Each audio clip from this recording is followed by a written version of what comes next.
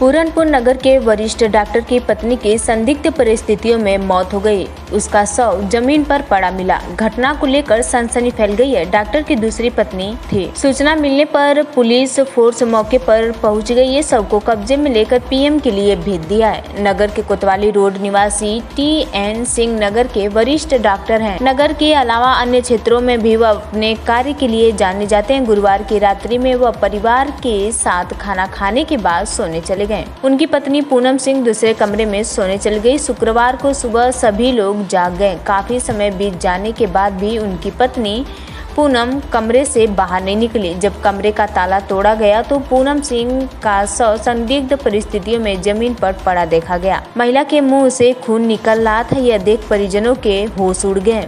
घटना को लेकर परिजनों में कोहराम मच गया। कुछ ही देर बाद मामले की सूचना लगते ही खलबली मच गई। बड़ी संख्या में लोग डॉक्टर के घर आने लगे। बताया जा रहा है कि डॉक्टर TN सिंह ने वर्ष 2008 में पूनम सिंह के साथ अपनी दूसरी शादी की थी। मामले की सूचना कोतवाली पुलिस को दी गई। इस पर पुलिस क्षेत्राधिकारी सुनील दत्त कोतवाल, Ashutosh Raghuvanshi, crime inspector Umesh Kumar police force के साथ मौके पर पहुंचे। उन्होंने महिला के शव को कमरे से बाहर निकलवाया। पूछताछ करने के बाद पुलिस ने शव को कब्जे में लेकर पीएम के लिए भेज दिया। घटना को लेकर परिजनों में कोहराम मचा हुआ है। मृतक की 1.5 वर्ष की पुत्री है। अचानक मासूम के सिर से मां का साया उठ जाने से उसका पालन पोषण कैसे होगा। घटना को लेकर परिजनों का रो रो कर बुरा हाल है। पुलिस क्षेत्राधिकारी सुनील दत्त ने बताया कि मामले की सूचना पर पुलिस टीम के साथ मौके पर गया था।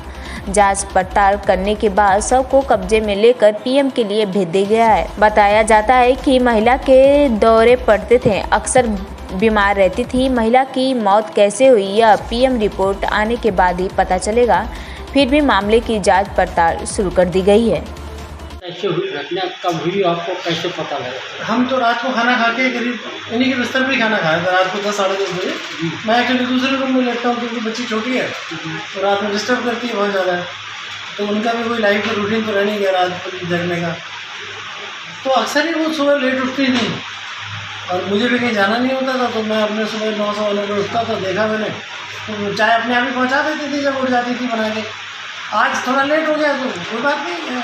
स्टाफ आया, वो अक्सर दूध पूछने के लिए आता था मैडम से, लेकिन उसने भी नॉक किया तो दरवाज़ा अंदर से बंद था, सिक्योरिटी लगी हुई थी। तो उसने भी सोचा कि सो रही होंगी तो डिस्टर्ब ना करें। अब स्टाफ है तो स्टाफ ही जैसा करेगा, उसने परमिशन ही नहीं दी। तो वो चला गया। उसके बाद स्वीपर आया करीब 1 बजे के आसपास।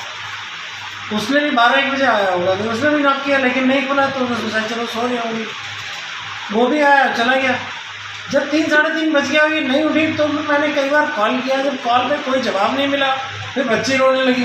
तो एक ही खिड़की छोटी सी खुली हुई थी तो इसमें मैंने एक इमरजेंसी लाइट रखी थी। अब अंदर क्योंकि डार्क था तो मैंने वो इमरजेंसी लाइट से देखा अंदर तो मुझे बिस्तर पे कोई दिखाई नहीं दिया। बच्ची एक जो थी वो किनारे खड़ी थी, दूसरी साइड में भी कुछ नहीं था। उसके बाद मैंने सोचा कि हो सकता है कि बाथरूम में हो गई है और बच्ची बाहर इसलिए रो रही है। जब काफ़ी देर मैंने फ़ोन भी किया, खूब जोर से आवाज़ें दी, दरवाज़ा भी ठोका लेकिन कोई जवाब नहीं मिला। तो मैंने स्टाफ को बुलाया कि दरवाज़ा देखो, पता नहीं ऐसा तो नहीं है शुगर डाउन हो गई हो, बाथरूम में बेहोश हो गई हो। तो जब हमने स्टाफ को बुलाया दोनों को तो वो सब्बल अब्बल लेने गया क्योंकि सटकनी अंदर से बंद थी।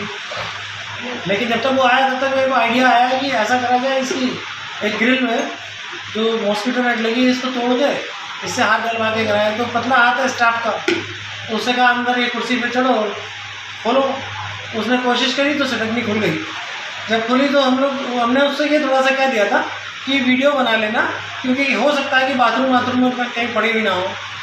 तो वो वीडियो तोड़ने से लेके मतलब सटकनी खोलने से लेके अंदर तक सारा वो वीडियो बनाता रहा। अंदर जब हम पहुँचे तो वो फर्श पे पड़ी हुई थी। तुरंत ही लाइट वगैरह सब जलाई तो बच्ची रो रही थी और वो ज़मीन पर पड़ी थी। जब उन्हें उठाया गया देखा गया तो वो नीली पड़ी थी, मुंह से खून आ रहा था लेकिन वो ड्राई हो चुका था खून और पूरे नीली पड़ी थी, हाथ पैर भी पीले हो गए थे। जब मैंने उनको करवट करा के ब्लड ग्लूकोज को सब हार्ट वगैरह चेक किया तो पता लगा कि उसमें कुछ खाने और काफ़ी देर हो गई थी एक्सपायर हुए। अच्छा, डॉक्टर साहब रात को बच्ची भी नहीं रोई? अब उनके साथ रही है तो अब हो सकता है कि वो किस समय तक, अभी तो 3 साढ़े 3 की बात है तो क्या पता वो सुबह तक ठीक नहीं हो।